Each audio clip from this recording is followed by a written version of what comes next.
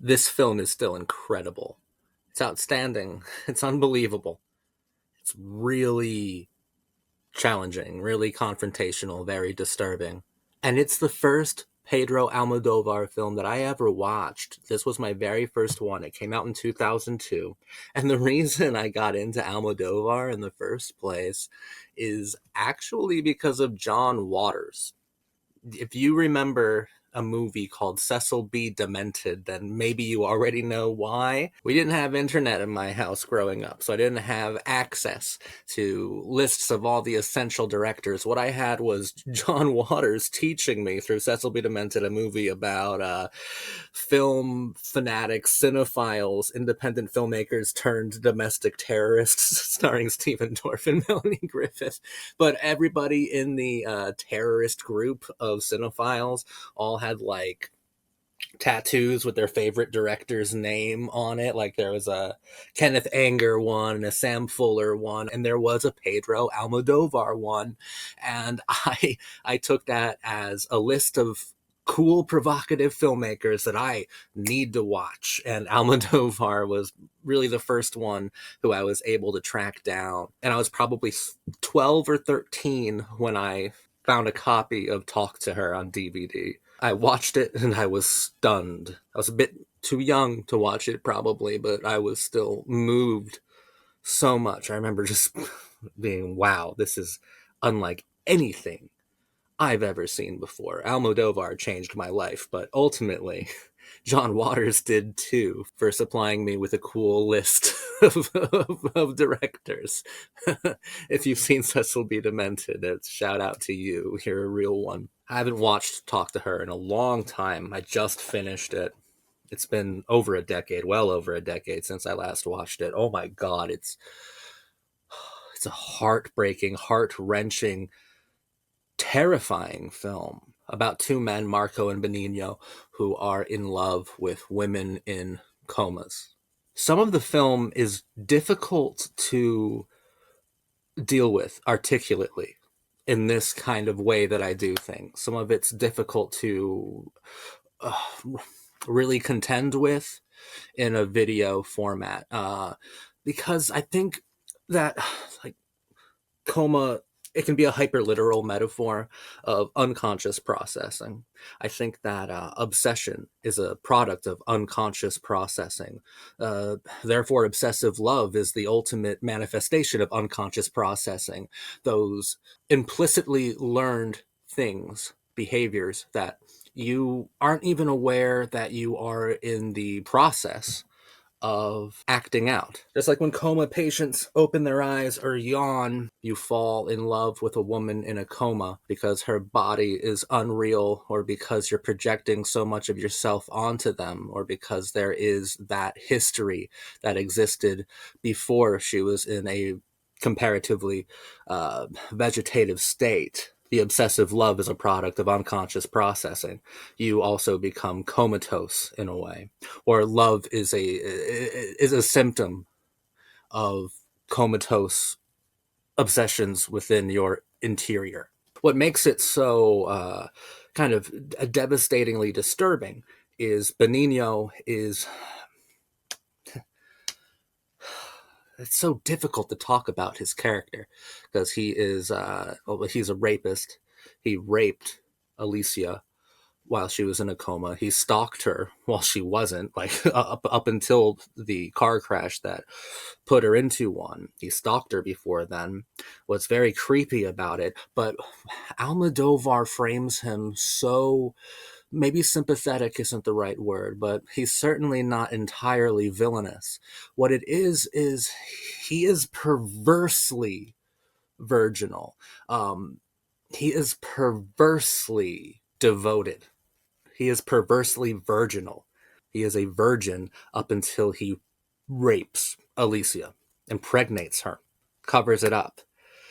He's madly, obsessively in love with her, but she cannot consent to anything. He's so entirely ruled by loneliness and antisocial behavior. Virgins like him are deeply perverted. It's a perversely virginal archetype. and he's very difficult to contend with. But and while Marco may be the healthier alternative, being that his actual lover was in a coma, he too can at least understand why Benigno is so obsessed with this, for all intents and purposes, lifeless woman. He can understand it at a point, admits to taking in her body with his eyes. Like, he, it's so fucking Almodóvar, you psycho. This was amazing. Incredibly disturbing picture. The character I found most interesting to me, or I guess I identified most with, I don't know. I liked Lydia a lot, played by Rosario Flores. Lydia Gonzalez, Marco's lover, was a bullfighter.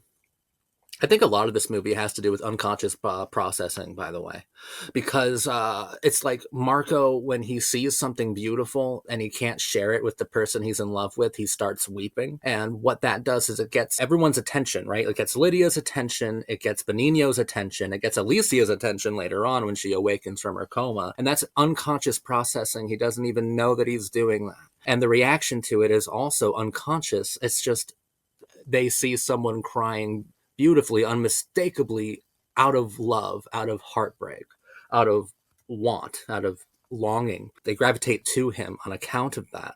And as a bullfighter, Lydia's entire act as a bullfighter is not only one of performance, but it's one of unconscious processing. She has to rely on her instincts, and her instincts fail her when she gets gored, mauled by a bull.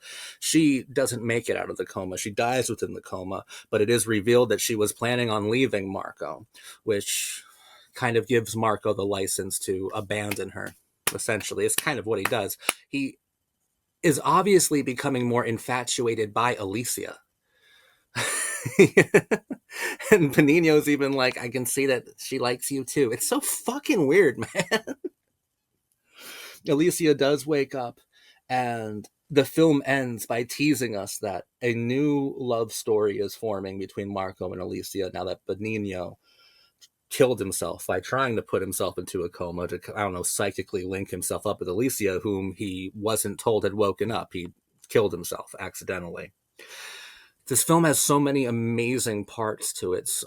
The Shrinking Lover silent film parody is one of the best things that Almodóvar ever filmed. Like, that alone puts this in a list of masterpieces, just for that sequence, the silent film sequence, where this scientist is like creating a dietary supplement for his lover, and he drinks it, and then he just starts shrinking and shrinking. She has to carry him around in her purse, sits on the bed and stuff, and when she falls asleep, he takes off the blanket covering her, and just like he's like a small little man crawling on her body, and he's like jumping over, and he's frolicking on her massive tits, and goes all the way down to her vagina and takes off his clothes and crawls inside and stays inside of her forever. Now that is like, that is honestly the poetic point of this film writ large. It's just a lot of that is difficult to articulate and explain like this without me like like losing my mind in the process. I think that the meaning is very obvious there. I don't really have to dissect the Shrinking Lover silent parody portion of the film, nor do I think I have to treat you as if you were stupid and engage with like the metaphors and like the hyper literal complications of forced relationships, or not just projecting yourself onto an unconscious woman but wanting to be inside of her forever. I don't think I have to go into that and analyze all of that. Talk to Her is a really incredible film that's very disturbing, but it never feels as if it goes too far.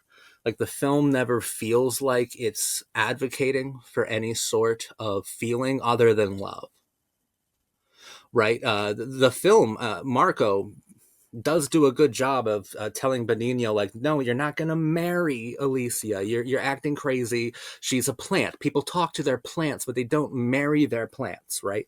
Like, you're not going to do this. She can't consent. She can't tell you I do. She can't tell you yes. You're not going to do this. The film makes it pretty clear, even though while the film is sympathetic to Benigno, as it should be, it also portrays him as a pathetic, perverted virgin. But regardless, it's still a really challenging character to digest. As an active viewer, it's a pretty challenging character. I think Lydia was an electrifying character. I wish I got a little bit more of her, but also that's the point. That's the point. I'm supposed to wish I got more of these women, just like Marco. I'm supposed to wish that they were around longer for me to actually interact with before they became unconscious, before they were in comas. I wish I got a lot more time. At Lydia, I found her I don't know. I found her, like, her feminine strength within this hyper masculine performance art. That's how I view bullfighting. That's kind of how Almodóvar filmed the bullfighting sequences. I found that like not only like really sexy but super poetic, like just as poetic as the ballet in Benigno and Alicia's story. Alicia was learning how to be a ballerina. I found the bullfighting with Lydia just as precise, just as performative, just as much of a physical dance, and just as much of a failure of unconscious processing as ballet. I found her to be like a dancer, but in a hyper masculine kind of format, which I don't know, made it funner for me to interact. I loved Lydia. I would have watched a whole movie just about her, just about Lydia. Thought Rosario Flores was amazing and probably gave the greatest performance of the film, because I missed her a lot when we didn't really get her too much. I found myself missing her presence quite a bit, which is obviously part of the point of this movie. I just wish these women would talk sometimes. Men left to their own devices come up with quite psychotic activities to pursue, all in the name of love. Right? Benigno is a psychopath. Love, obsession, his virginity made him entirely psychotic. Fucking psychotic. These are fascinating characters. It's a fascinating film that I find really disturbing, and I would call it a romance above all other things. There are motifs of the thriller here, motifs of the melodrama, but it's a romance, and I think it's the most terrifying romance that was ever made. When you're watching it, it doesn't feel like it's a horror movie, but when you think about it, when you do what I do, and you like dive headfirst into it, into the deep end of these movies, it kind of becomes horrifying to react to and analyze and deconstruct. It becomes horrifying. Like, everywhere you turn, there's something really strange that you're challenged with. Something really like devastating that you're challenged with about the heartache, the heartbreaks of the human experience. It's fucking wild, man. Because so much of this film is kind of fun at the same time. This is a film only Almodóvar could have made. No one else could have done this movie. In anyone else's hands, it would have been some kind of erotic thriller. It would have been some kind of like weird genre exploitation flick, maybe, or like a fucking, I don't know. It just would have been garbage. With Almodovar, it is just robust and multidimensional and just so all consuming. Like, I do love this movie.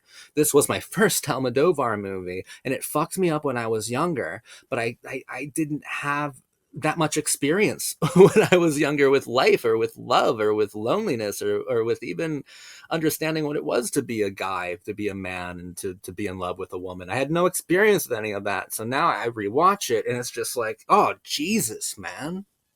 Holy fuck. What are we doing? This is insane. This is insane. This is essential. This is essential viewing. This is an Almodovar masterpiece. I think it's his most challenging movie. I think it's his most disturbing one. Easily by by a really big margin too. Like this is the most disturbing Almodóvar film I've watched. And I think what makes it so disturbing is how emotionally connected to everything Almodovar seems to be compositionally, philosophically, psychologically, sexually, physically. I mean, this is a film that's truly about projecting so much onto